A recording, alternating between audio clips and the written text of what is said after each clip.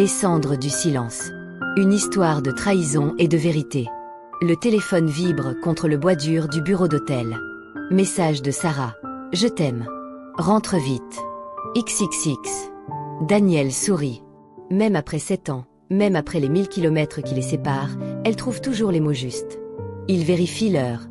23h47. Elle devrait dormir. Mais Sarah a toujours été ainsi, attentionnée, aimante, présente malgré la distance. Il regarde par la fenêtre. La pluie frappe les vitres du 15e étage. Denver. 4 jours de réunions éreintantes. Contrats immobiliers, chiffres, présentations. Daniel n'a jamais aimé les chiffres. Mais c'est comme ça qu'on construit une vie. Comme ça qu'on la protège. Il répond, toi aussi. Demain soir. Je t'aime. La réponse arrive immédiatement. Impatiente. Cœur brisé. Il pose le téléphone et contemple la photo encadrée sur le bureau portable, Sarah dans sa robe blanche, souriant comme si elle venait de découvrir le sens de la vie. Ce mariage, c'était le 14 juin. 9 ans déjà. Elle a changé depuis. Ils ont tous les deux changé. Mais les yeux, eux, restent les mêmes. Pétillants. Honnêtes. Ou du moins, c'est ce qu'ils croient. Le vol rentre plus tôt. Un miracle bureaucratique, la réunion de mercredi s'est condensée en 2 heures. Daniel n'en avait informé personne. Pas même Sarah. Pourquoi pas? C'est vrai, il voulait lui faire la surprise. Revenir un jour plus tôt. L'étreindre sans prévenir. Sentir ses cheveux qui sentent la vanille. Il est 17h15 quand il franchit le seuil de leur maison. La porte s'ouvre silencieusement. Il a toujours été capable d'entrer discrètement, c'est un talent qu'on ne cherche pas à acquérir. Ça vient simplement, comme une seconde nature dans un foyer qu'on aime. Le couloir est sombre. Pas de lumière. Pas de musique. Pas de bruit du lave-vaisselle. Pas de Sarah qui l'appelle. Le cœur de Daniel ralentit. Juste légèrement. Peut-être qu'elle dort. Elle dormait beaucoup, ces derniers mois. Stressed. Fatiguée. Distante, même. Mais pas infidèle. Non. Pas Sarah. Puis il les voit. 2 chaussures. Noires. Taille 42 environ. Pas les siennes. Placées précisément près du porte-manteau, comme quelqu'un qui sait qu'il va rester un moment. Daniel fixe ses chaussures pendant 3 secondes. Juste 3. Son cerveau traite très lentement. Comme ralenti. Ces chaussures ne devraient pas être ici. Il entend un rire. Très haut. Sarah qui rit. Ce rire qu'il connaît. Ce rire qu'il aime. Qui remonte du ventre. Qui remonte de l'étage. Daniel pose ses bagages sans bruit. L'escalier craque au 4e marche. Il ralentit. Ses mains deviennent moites. Le cœur revient beaucoup plus fort. Le déni cohabite avec la certitude. Non, ce n'est pas. Bien sûr que ce n'est pas. Le couloir du 1er étage est éclairé d'une lumière douce. La porte de leur chambre est fermée, mais la lumière s'échappe par la fente. Il s'en rapproche comme un automate. Respire, Daniel. Respire. Il entend des murmures. Des mouvements. Puis un bruit de lit. Ce bruit précis que leur lit fait toujours. Celui qui lui disait autrefois que sa femme l'attendait. Celui qui l'accueillait après ses longs voyages. Ce même bruit. Maintenant avec quelqu'un d'autre. Daniel ne bouge pas. Il regarde la porte comme si elle était un mur en béton. À travers le bois mince, il entend la respiration. Il entend les mots doux, les gémissements étouffés. Il entend Sarah dire quelque chose. Son nom. Non, pas son nom. Pas son nom. Un autre. Marc. Elle dit, Marc. Marc, c'est bon. Ici se produit quelque chose chez Daniel. Ce n'est pas une explosion. Ce n'est pas de la rage, pas encore. C'est pire. C'est comme si quelqu'un avait ouvert un robinet en lui. Son sang s'évapore. Son souffle s'arrête. Il existe un moment dans la vie d'un homme où la réalité se divise en 2, avant et après. Daniel vient de le franchir. Il redescend l'escalier. Très lentement. Très tranquillement. Le salon est plongé dans une semi-obscurité. Seulement la lumière extérieure des réverbères qui pénètrent par les vitres. Daniel s'assoit sur le canapé gris, celui qu'ils ont choisi ensemble chez Roche-Beaubois. Sarah avait dit que c'était trop cher. Mais Daniel voulait que ce soit beau. Que tout soit beau. Que tout soit parfait. Il pose les mains sur ses genoux. L'horloge du mur résonne. Tic, toc, tic, toc. 17h41. Chaque seconde est audible. Chaque battement de son cœur aussi. Il regarde autour de lui. Les photos encadrées. Le mariage. Leur voyage en Italie. Daniel qui la porte sur ses épaules à Venise. Sarah qui danse sous la pluie. Tous les mensonges encadrés au mur. À l'étage, plus de bruit. Juste le silence.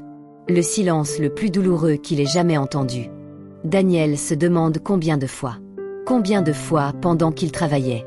Combien de fois pendant qu'il voyait des contrats, parlait aux investisseurs, construisait cette vie pour eux. Combien de rendez-vous secrets dans leur maison. Cette maison qu'il a payée. Cette maison qu'il a repeinte en bleu ciel parce qu'elle avait dit que le bleu ciel donnait de l'espoir. Tic. Toc. 18h02. Daniel se lève et marche vers le mur des photos. Il prend celle du mariage. Les deux faces souriantes du jeune couple qui croyait que l'amour était un contrat. Sarah portait une couronne de fleurs. Il se souvient du moment où il l'a vue à l'hôtel, elle brillait comme le soleil en personne. Il s'était dit que c'était le moment le plus heureux de sa vie. Était-ce un mensonge aussi? Ou est-ce que ça a changé graduellement? Est-ce qu'il n'a pas vu les fissures se former? Est-ce que c'est sa faute à lui? Il remet la photo. À l'étage, il entend des bruits de pas. Puis une porte qui s'ouvre. Il se prépare à descendre. Daniel s'assoit à nouveau. Exactement au même endroit. Les mains exactement au même endroit. Le visage avec une expression qu'il a répétée mentalement 1000 fois en 2 minutes. Il doit rester calme. Il doit être fort. Sarah descend en premier. Elle porte son peignoir bleu. Le peignoir qu'il lui a offert pour Noël. Ses cheveux sont légèrement détachés de leur chignon parfait. Un peu de rouge à lèvres a disparu. Elle a un sourire sur le visage. Un sourire coupable déjà, mais elle ne l'a pas encore vu. Elle se figea. Ses yeux se transformèrent. Le sourire mourut. Elle devint blanc cendre. Daniel. Rien que son nom. Mais il contenait un univers. Panique. Culpabilité. Et quelque chose de pire. De la pitié. Un homme apparaît derrière elle. 40 ans environ. Cheveux gris. Beau, d'une manière que Daniel ne l'est pas. Habillé. Lui. Impeccable. Comme s'il venait de sortir d'un catalogue. Daniel regarde cet homme. Il regarde vraiment. Il grave son visage dans sa mémoire. C'est pas ce que tu crois, dit Sarah. C'est la phrase la plus stupide qu'elle aurait pu prononcer. Et elle le sait. Elle le sait en voyant l'expression de Daniel. C'est quoi, alors? Dit Daniel. Sa voix est très calme. Anormalement calme. Parce que de ma perspective, je viens de te voir baiser avec quelqu'un d'autre dans notre lit. L'homme disparaît vers la cuisine. Apparemment, c'est la bonne chose à faire. Depuis combien de temps? Demande Daniel. Sarah tourne sa tête vers le mur. C'est une réaction qu'il connaît bien. C'est ce qu'elle fait quand elle ment. Ou quand elle a honte. Depuis combien de temps, Sarah? 6 mois, murmure-t-elle. 6 mois. Daniel était à Denver 6 mois. Et avant, à Houston. Et avant, à Atlanta. Et avant, à Chicago. Il se souvient de chacun de ses voyages. Il se souvient des appels du soir. Des messages tendres. Des sextos qu'elle lui envoyait. Était-ce aussi un mensonge? Était-ce de la culpabilité en direct? Était-ce pire encore, était-ce de la routine? Et avant? Demande-t-il. Avant quoi? Avant Marc. Il y en avait d'autres. Sarah commence à pleurer. Pas de beaux pleurs. Des larmes chaudes et égoïstes. Je ne sais pas, dit-elle. Je ne sais pas, Daniel. Je ne sais pas quand c'est arrivé. Tout simplement, arrive. Arrive. Comme la pluie. Comme la mort. Comme une maladie. Tu m'aimes? Demande Daniel. Et c'est la pire question. Parce qu'elle ne répond pas immédiatement. Parce qu'elle hésite. Et dans cette hésitation, il voit toute la vérité. Je t'aime, dit-elle finalement. Je t'aime, mais je suis seule, crie-t-elle. Tu n'es jamais là.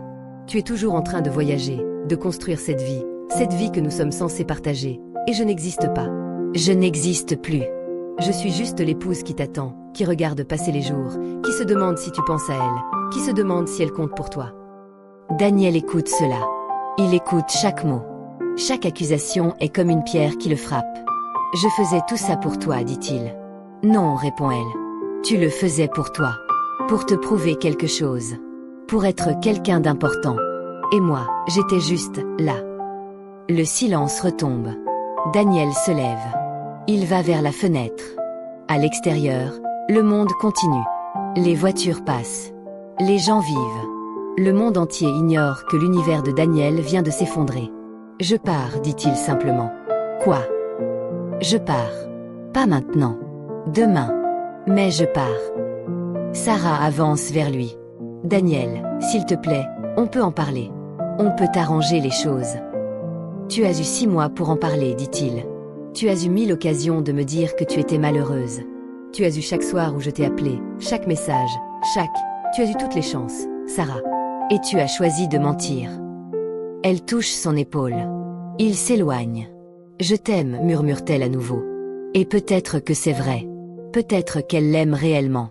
Mais ce que Daniel apprend cette nuit, c'est que l'amour n'est parfois pas assez. L'amour sans communication est juste du silence. L'amour sans présence est juste une absence.